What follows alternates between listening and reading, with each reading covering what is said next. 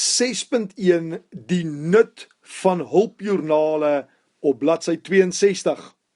Nou dit behoort uit die voorafgaande voorbeeld, dit is oefening 6.1, baie duidelik te wees dat die algemene grootboek baie lomp en die rekeninge baie lank sal wees indien transaksies elke keer direk in die algemene grootboek aangeteken sou word. Jy kan net vir jouself dink hoe lank daai bankrekening gaan wees as jy elke dag 'n hele klomp betalings en ontvangste het. Daar is ook baie inligting, soos byvoorbeeld die naam van die instansies met wie ons besigheid gedoen het, die brondokumentnommers ensovoorts wat verlore gaan aangesien daar nie in die algemene grootboek plek is om al hierdie inligting aan te teken nie. Jy dalk al hieroor gewonder, ons wil weet graag by wie ons die aankope gedoen het of aan wie ons verkoop het, ook wat die kwitansienommers was of die checknommers, daar is nie plek daarvoor in die algemene joernaal nie. Nou hier is die oplossing. Daar word van hulpjoernale, daar is die woord wat ons gaan gebruik, hulpjoernale gebruik gemaak ten einde boek te hou van hierdie inligting en om die algemene grootboek minder omslagtig, dit wil sê korter en makliker te maak. 'n Ander naam vir hulpjoernale, wat dit baie mooi verduidelik, is boeke van eerste inskrywing. Dit beteken dat wanneer 'n transaksie plaasvind, dit nooit direk in die algemene grootboek ingeskryf mag word nie, maar eers in een van hierdie boeke van eerste inskrywing of hulpjoernale geboekstaaf moet word. Ons gaan dus nooit weer transaksies direk in die algemene grootboek inskryf nie. Ons gaan dit boekstaaf in 'n boek van eerste inskrywing, ook genoem 'n hulpjoernaal. Nou hierdie jaar in graad 8 gaan ons 2 hulpjoernale of boeke van eerste inskrywing onderskei. Die een is die kontant ontvangste joernaal en die ander een is die kontant betalingsjoernaal. Nou hierdie behoort vir jou lekker maklik en logies te wees. Alle geld wat deur die onderneming ontvang word, gaan ons van nou af eers in die kontant ontvangste joernaal aanteken. Dieselfde met die geld wat betaal word. Alle geld wat deur die onderneming betaal word, gaan ons eers in die kontant betalingsjoernaal aanteken. En jy gaan nou sien hoe lyk die kontant ontvangstjoernaal en hoe lyk die kontant betalingsjoernaal. Die debietkant van die bankrekening word dus deur die kontant ontvangstjoernaal, ons gaan ook praat van 'n KOJ, kontant ontvangstjoernaal, KOJ, vervang. En die kredietkant van die bankrekening, dis wat ons betaal het, deur die kontant betalingsjoernaal, ons verwys daarna as die KBJ. In die bankrekening, en dis nou die lekker deel, die maklike deel, in die bankrekening sal daar in die foliokolom, jy gaan vir die eerste keer nou die foliokolom begin gebruik, verwys word na die KOJ vir geld wat ontvang is. Die KOJ is die kontant ontvangstjoernaal en die KBJ, dit is die kontant betalingsjoernaal. Ons gaan in die foliokolom verwys na KOJ en KBJ sodat alle inligting rondom daardie individuele transaksies daarin opgesoek kan word.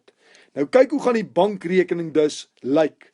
Die bankrekening sal dus nooit weer so lank wees nie. Jy gaan nooit weer aan die debietkant van die bank elke ontvangste apart skryf nie, want jy gaan dit nou in die kontant ontvangstjoernaal skryf. En jy gaan nooit weer in die kredietkant van die bankrekening al daardie betalingkies apart skryf nie, want jy gaan dit nou in die kontant betalingsjoernaal skryf. Die bank sal dus nooit weer so lank wees nie, maar sal soos volg lyk vir die 3 maande tydperk, 1 Mei tot 31 Julie. Nou kyk hoe interessant gaan dit wees. As jy op 1 Mei 2015 R1000 in die bank gehad het, dis die saldo afgebring, R1000, en jy het hierdie maand geld ontvang, of dit nou vir kapitaal, of huurinkomste, of lopende inkomste was, ons gaan dit aanteken in die kontant ontvangstjoernaal, en ons gaan bloot sê, die geld is ontvang. Nou kyk baie mooi na hierdie woord, diverse rekeninge. Diverse rekeninge beteken, dit is vir verskillende goed ontvang. Dit kan kapitaal wees, dit kan huurinkomste wees, dit kan lopende inkomste wees.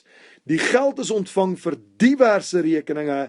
As jy wil weet presies hoeveel ontvang is vir kapitaal, vir lopende inkomste, vir huurinkomste, kyk hier, dan gaan kyk jy in die KOJ. Hierdie folio kolom gaan baie belangrik wees. Jy gaan dus bloot een inskrywing maak, diverse rekeninge, KOJ. In hakkies gaan jy vir jouself skryf, dit is die totale ontvangste vir die maand. En nou skryf jy net 'n totaal van R55.000. Jy kan in die KOJ gaan kyk, hoeveel daarvan was kapitaal, lopende inkomste ensovoorts. Kyk by die kredietkant van die bank. In plaas van om al die verskillende betalings in te skryf, net een inskrywing. Dit sal aan die einde van die maand wees, want dis die kolom totaal daar in die kontant betalingsjoernaal. Diverse rekeninge. 'n Klomp verskillende betalings is gemaak. In hakkies totale betalings. As jy wil weet wat betaal is, kyk na die folio kolom, dan gaan kyk jy in die KBJ, die kontant betalingsjoernaal. Die totale betalings R20.000. Ons gaan net nou kyk hoe lyk die kontant betalingsjoernaal. Dus is dit baie maklik om te sê, as daar R1000 in die bank was, plus die totale ontvangstes hierdie maand in die KOJ was R55.000, dus sou daar R56.000 in die bank gewees het, as daar geen betalings was nie, maar toe was die totale betalings wat in die KBJ aangeteken is, R20.000, dus R56.000 minus R20.000, die saldo wat jy oordra na die volgende maand toe, R36.000. En daar sien jy, Junie die 1ste, die volgende maand, begin jy met R36.000 in die bank. En nou gaan sê maar net bloot, vir Junie, tot en met die laaste dag, die 30ste Junie, was die totale ontvangstes vir diverse rekeninge, verskillende goed. Gaan kyk maar in die KOJ, hoeveel vir elkeen was R34.000. En aan die einde van Junie was die totale betalings vir verskillende goed, diverse rekeninge, in die kontant betalingsjoernaal R43.000. Dus, as jy met R36.000 begin het, plus R34.000 se ontvangstes, dan sou jy R70.000 in die bank gehad het, as jy niks betaal het nie. Maar minus die R43.000 wat jy betaal het, die saldo oorgedra na die volgende maand toe, 70.000 minus 43.000 is R27.000. Die rekening balanseer op 70.000 en daar Julie die 1ste saldo afgebring R27.000 en nou kyk jy na Julie. Wat was die totale ontvangstes in Julie vir verskillende rekeninge in die KOJ? Dit was R23.000. En jy gaan kyk aan die einde van Julie, wat was die totale betalings in Julie vir verskillende rekeninge in die KBJ?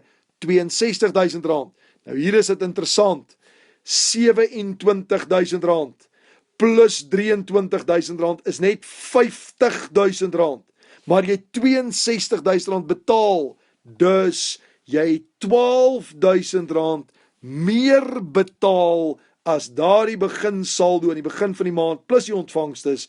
Daarom, op die 1 Augustus sal jou bankrekening 'n oortrokke saldo of 'n kredietsaldo wys van R12.000.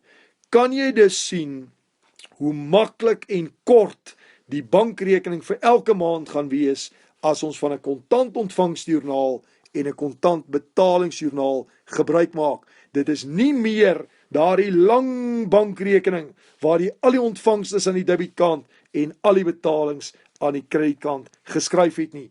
Nou kom ons gaan kyk hoe lyk 'n kontant ontvangsjoernaal en 'n kontant betalingsjoernaal op bladsy 63. Die kontant ontvangsjoernaal, of ons noem dit in kort ook die KOJ, dis sy folienommer. Alle geld wat gedurende die maand ontvang word in die kontant ontvangsjoernaal of dan nou die KOJ aangeteken, belangrik voordat dit na die algemene grootboek oorgeboek word. Die kontant ontvangsjoernaal kan dus beskryf word as die debietkant of die ontvangste kant van die bankrekening. Aangesien die kontantontvangstjoernaal alle inligting aangaande die transaksie weergee, is dit nie nodig om die transaksies weer 'n keer apart in die bankrekening aan te teken nie.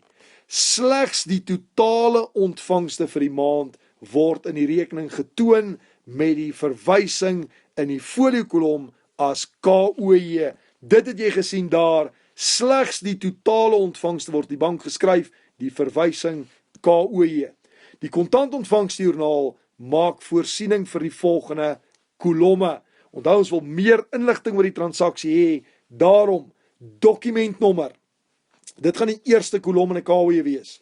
In hierdie kolom word die brondokumentnommer wat op daardie spesifieke transaksie betrekking het, aangeteken. In die geval van 'n duplikaat kwitansie, dan gaan ons skryf DKW met daardie spesifieke nommer 21. Indien die kasregisterrol as brondokument dien, skryf ons net KRR. Onthou, 'n kasregisterrol het nie 'n nommer nie, so net KRR sonder enige nommer. Die tweede kolom in die kontantontvangstjoernaal is 'n dagkolom.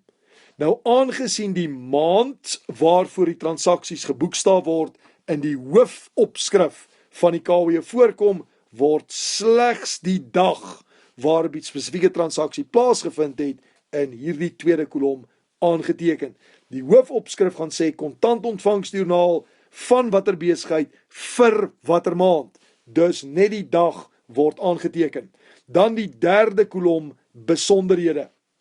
In hierdie kolom word die naam van die persoon of instansie van wie daar geld ontvang is aangeteken. So nou is dit lekker, ons weet by wie ons die geld ontvang het.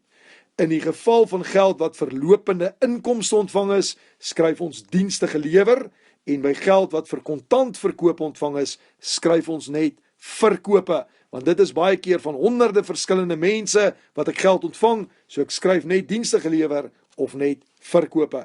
En nou kom ons by die bedragkolomme. Nou 'n interessante kolom is hierdie ontleding van ontvangste. Alle ontvangstes word in die ontleding van ontvangste kolom aangeteken en dan eers na die bankrekening oorgedra. Hoekom gebeur dit? Indien dit gebeur dat meer as een bedrag op dieselfde dag ontvang word, word dit slegs in die ontleding van ontvangste kolom ingeskryf en dan aan die einde van die dag word die totaal op 'n bankdepositostrokie ingevul. Dit word verkry deur die bedrag op te tel wat in hierdie ontleding van ontvangste kolom staan. Jy trek dan 'n streepie in die ontleding van ontvangste kolom en boek dit of skryf dit as een bedrag in die bankkolom in. Dit sal jy sien in ons eerste voorbeeld. Nou die bankkolom. Geld word ontvang. Dus alle bedrae wat ontvang word, moet in die bankkolom aangeteken word, aangesien dit die geld in die onderneming se lopende bankrekening vermeerder.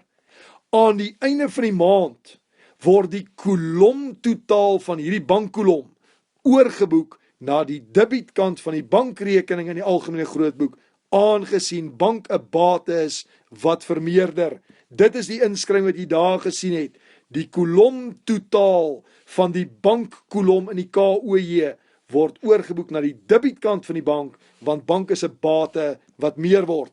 Nou belangrik, die verwysing is na diverse rekeninge totale ontvangste. Daar het jy gesien, diverse rekeninge totale ontvangste.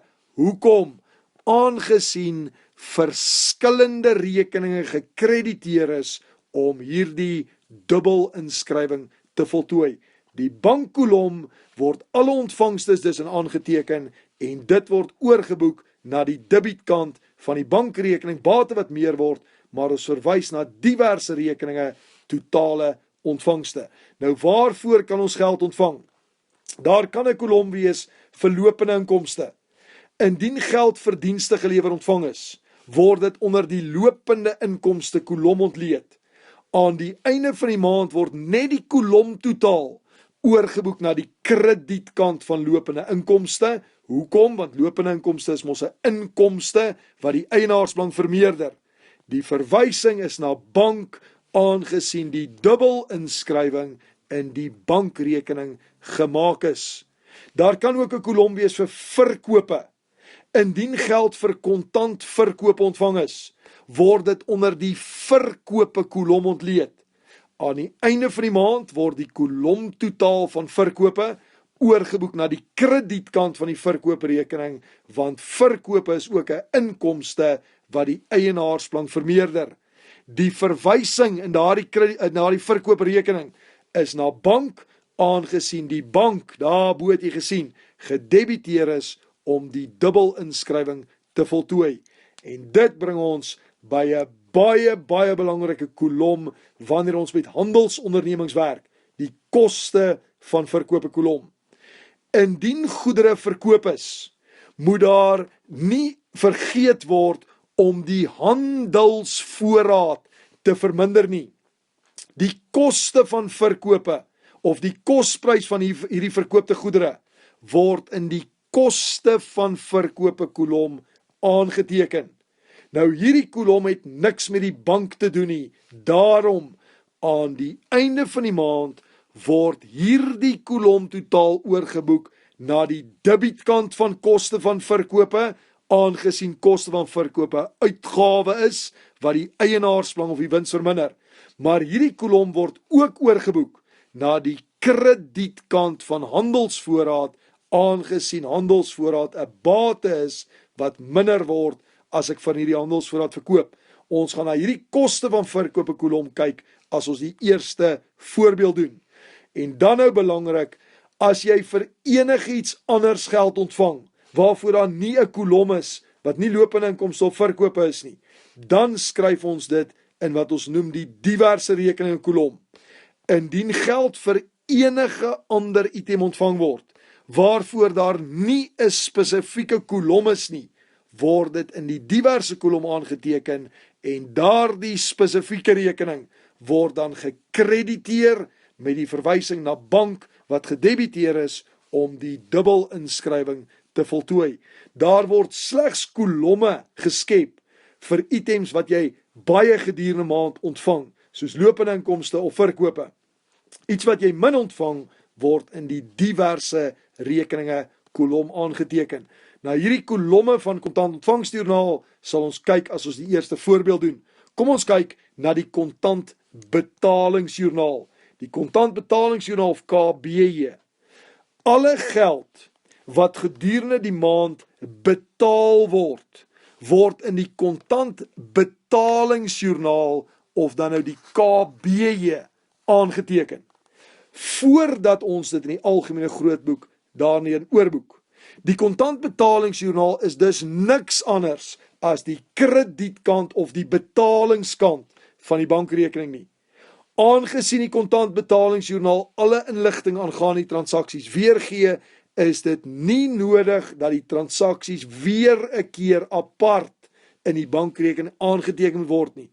Slegs die totale betalings vir daardie maand word in die rekening getoon met die verwysing in die foliokolom na die KBJ. En daar sien jy slegs die totaal, dis al hierdie rooi inskrywings. Die totale betalings vir daardie maand word een keer in die bankrekening se kredietkant getoon en die verwysing KBJ of kontantbetalingsjoernaal.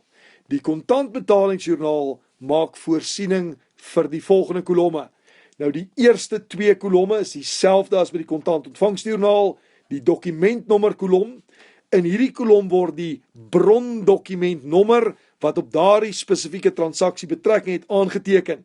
Natuurlik in die kontantbetalingsjoernaal sal alle betalings per cheque gedoen word en daarom gebruik ons die verwysing TT vir cheque teenblad, gevolg deur die nommer, byvoorbeeld cheque teenblad 209, dien as bewys dat die transaksie plaasgevind het.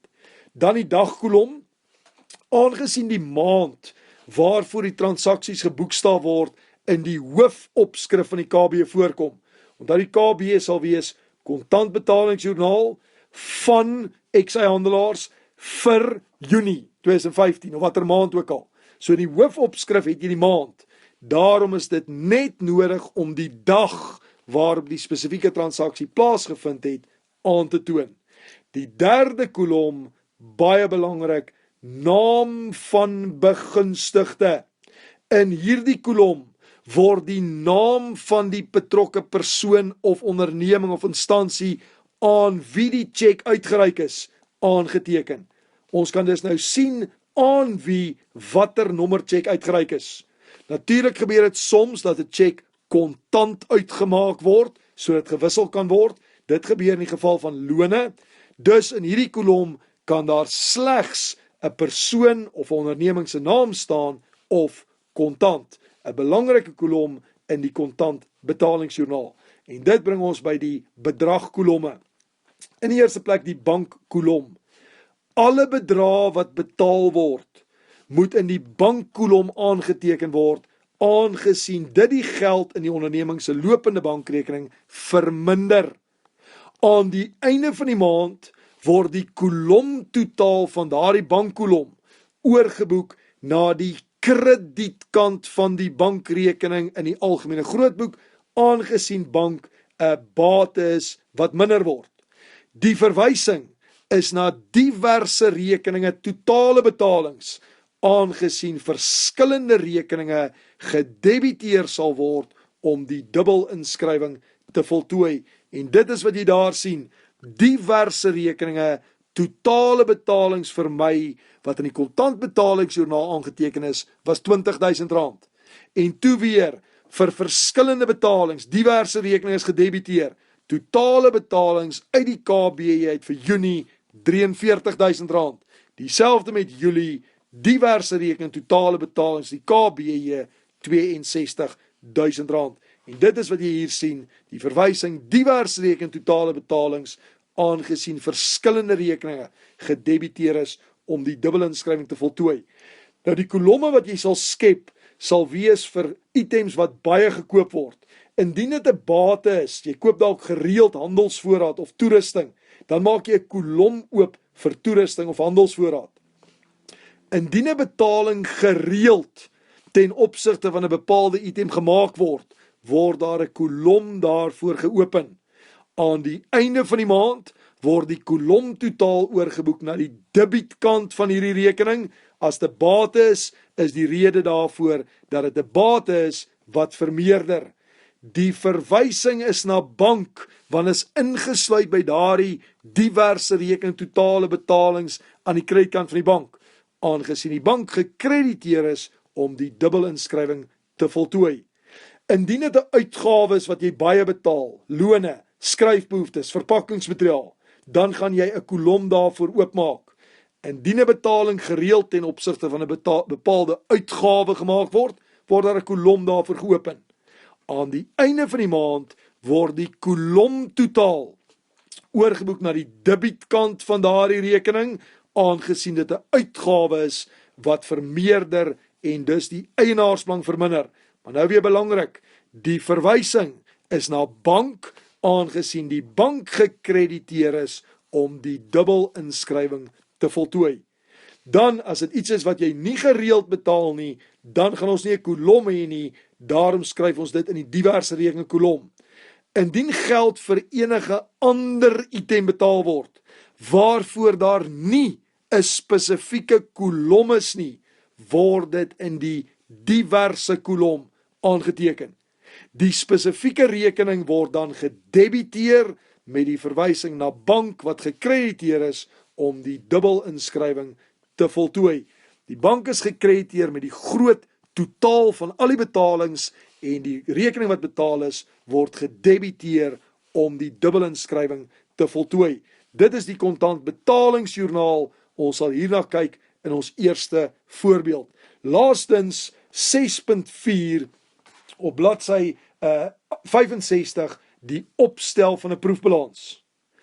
Aangesien dit maklik gebeur dat optelfoute of skryffoute of berekeningsfoute of selfs oorboekingsfoute gemaak word, is dit nodig dat daar gereeld getoets word of ons reg oorgeboek het en die saldos en die totale korrek bereken het.